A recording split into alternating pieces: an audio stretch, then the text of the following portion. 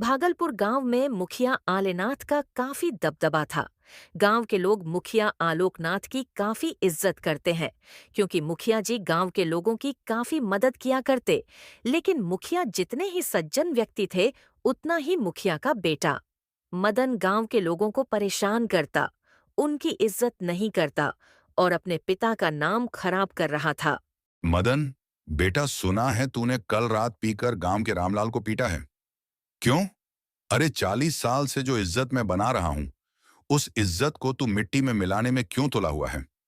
इसका मतलब आपसे रामलाल ने आकर शिकायत लगाई है कि मैंने उसे मारा है, लेकिन उसने यह नहीं बताया कि वो मेरी गाड़ी के सामने आ गया था। मुझे अच्छे से पता है कि तू गाड़ी कैसे चलाता है। मेरी इज्जत को यूं गांव में नीलाम ना कर। ठीक है, ठीक है, समझ गया मैं। चल आरशी, हमें नुक्कड़ पर जाना है। इतना कहकर मदन अपने दोस्त आर्ष के साथ निकल जाता है। इधर मुखिया अपने बेटे को समझा समझा कर परेशान था, लेकिन उसकी आदतों में कोई सुधार नहीं था। क्या करूं? इस लड़के का कुछ भी कहता हूं तो एक कान से सुनता है, दूसरे कान से निकाल देता है। भगवान जाने आगे इसका क्या होगा। ऐसे ही समय बीत रहा था। सब कुछ अच्छा चल रहा था। गांव के लोग मुखिया को उतना ही प्यार और इज्जत दे रहे थे, जितना वो देते आए थे। लेकिन एक रोज मदन देर रात घर नहीं आता, और अगली सुबह जब वो घर आता है तो अपने दोस्त ऋषि के साथ एक लड़की को घर लाता है। उस वक्त मुखिया गांव वालों की बातें सुन रहे थे। तभी अरे देखो, देखो मुखिया जी के बेटे ने ये किसकी लड़की उठा ली है। यहाँ की तो नहीं लगती, काफी गोरी चिट्टी है। विदेश की लग रही है। लगता है छोटे साहब ने शादी कर ली है। इस विदेशी लड़की से कौन है? ये लड़की किसे लेकर आया है? तू लूडो, ये मेरे फादर हैं। जरा इनके पैर छू लो। अरे अरे, फुट फुट टच, ये सब क्या तमाशा है? कौन है यह लड़की और क्यों लेकर आया है? इसे घर तुझे लाज शर्म है कि नहीं? पूरी रात घर नहीं था और अभी आया है तो इस लड़की के साथ। अंकल, यह आपकी बहू है। मदन कुछ दिनों पहले ही विदेश से आया है, लेकिन वो विदेश से अकेला नहीं, बल्कि लीसा भाभी को साथ लेकर आया था। मदन लीसा भाभी से प्यार करता था, इसीलिए उसने विदेश में ही लीसा के साथ शादी कर ली थी। और वो आपके डर से लीसा भाभी को शहर में ही इतने दिनों से रख रहा था। गुस्ताख, तुझे पता है ना, मैंने तेरा रिश्ता अभय सिंह की बेटी से तय कर रखा है। तो तूने ऐसा करने की हिम्मत कैसे की? मेरी जिंदगी है, मैं जो चाहे करूं। आप बोलने वाले कौन होते हैं पिताजी? आप सिर्फ गांव वालों के मसले सुलझाते रहिए। मुझे तो शादी करनी थी। आओ लीसा बेबी, यह है हमारा घर। या नाइस हाउस नाइस बफेलो। मुखिया अपना सर झुकाए गांव वालों की तरफ देख रहा होता है। गांव वाले भी हैरानी से मुखिया को देख रहे होते हैं। अब पूरे गांव में मुखिया के बेटे के बारे में ही चर्चा होने लगती है। हर कोई मुखिया की तारीफ करता है और मुखिया के बेटे मदन की बुराइयां। लेकिन समय के साथ मुखिया उस विदेशी बहू को अपना लेते हैं, और करीब 6 महीने बाद ही मदन लीसा को मारता पीटता उससे काम करवाता। ये आदमी तो बहुत अजीब है। पहले ये मुझे घर लेने से मना कर रहा था कि घर भूतिया है, और अब छुप छुप के घर को देख रहा है। इस पर तो नजर रखनी पड़ेगी। हाँ, गायत्री इतना बोलकर वापस अपने काम में लग जाती है, और खाना खाकर गायत्री और अमन सो जाते हैं। आज फिर से ठीक 12 बजे ही गायत्री को फिर से वही आवाज सुनाई देती है। गायत्री जाकर अमन को उठाती है। अमन, उठ जा, देख, फिर से छत पर किसी के चलने की आवाज आ रही है। अमन बहुत गहरी नींद में था और वह गायत्री की बात नहीं सुन रहा था। गुस्से में गायत्री अकेली ही छत पर चली जाती है। कहीं उस वॉचमैन की कोई चाल तो नहीं है? वह जानबूझकर मुझे डराना तो नहीं चाहता ताकि मैं घर खाली करके चली जाऊं? अगर ऐसा है ना, तो उसकी तो आज खैर नहीं। गायत्री इतना कहकर अमन को आवाज लगती है। उसे लग रहा था कि छत पर वही चौकीदार होगा, लेकिन जैसे ही वह छत पर पहुंची, उसके तो होश ही उड़ गए। सामने एक बहुत डरावनी चुड़ैल चल रही थी। यह नजारा देखकर गायत्री की आवाज निकलनी ही बंद हो गई। गायत्री ने वापस भागने की कोशिश की, लेकिन चुड़ैल ने उसे पकड़ लिया। कहाँ जा रही है? इतने सालों बाद तू कोई मेरे पास आया है और तू अभी से भागी जा रही है। तू मेरे घर में रहने आई और कहती है कि मैं तुझे जाने दूं। अब तो तू हमेशा यही रहेगी। चुड़ैल की बात सुनकर गायत्री बहुत डर जाती है, पर चुड़ैल उसे लेकर एक दीवार में घुस जाती है और दोनों गायब हो जाती हैं।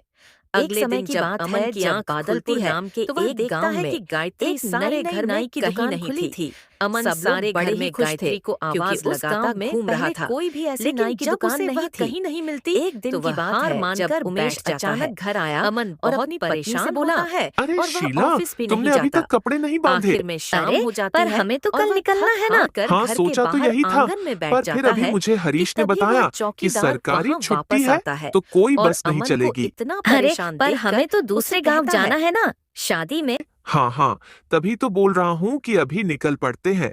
पर बापू, आपने मेरे बाल तो कटवाए ही नहीं। अरे बेटा, मैंने तो सोचा था कि कल सुबह निकलने से पहले कटवा दूंगा, पर क्या पता था कि अभी निकलना पड़ेगा।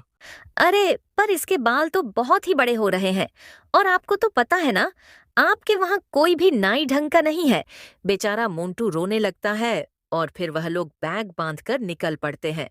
रात काफी हो चुकी होती है तो सब बस स्टॉप तक पैदल ही जा रहे होते हैं। रास्ते में जब सब जा रहे होते हैं तो उनको कल्लू नाई की दुकान खुली मिलती है। सब इतनी देर रात दुकान को खुली देखकर बड़े हैरान हो जाते हैं। अरे ये तो वही है ना, जिसने अभी अभी नई नाई की दुकान खोली है। चलो ना, जल्दी से चलकर इसी से अपने छोटू के बाल कटवा लेते हैं।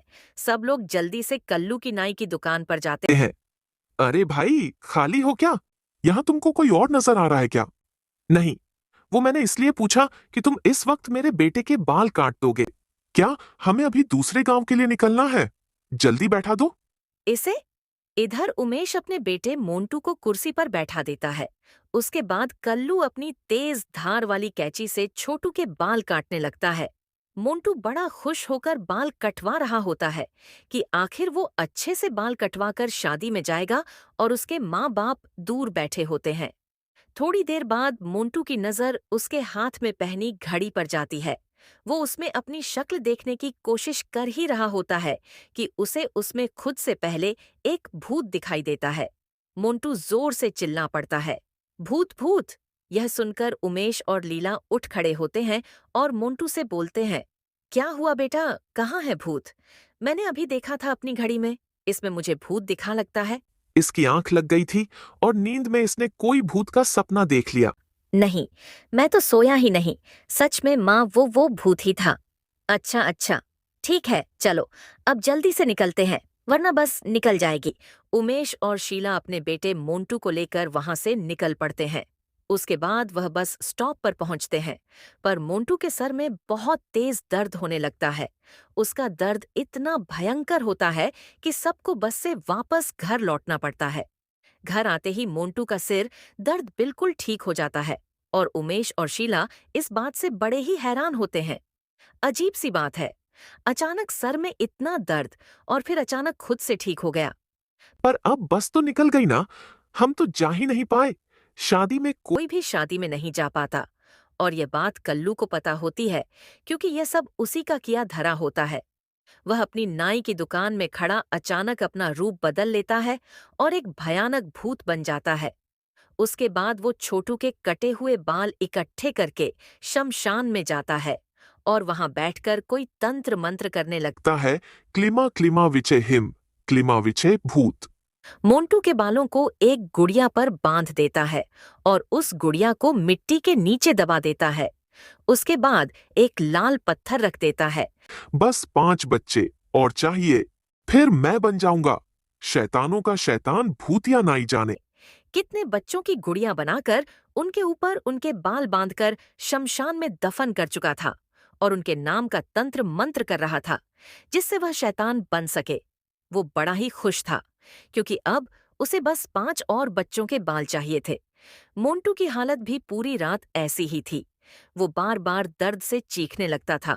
मुझे तो समझ ही नहीं आ रहा कि आखिर इसे अचानक हो क्या गया है। आखिर इसे बार बार इतना दर्द हो क्यों रहा है? वो तो मैं भी सोच रही हूँ। जब हम घर पर थे तब तो सब ठीक था, बाहर जाकर भी सब ठीक था, पर जैसे ही इसने अपने बाल कटवाए और हम वहां से निकले ही थे, ये सर में दर्द बताने लगा। बस जैसे तैसे सब लोग रात निकालते हैं।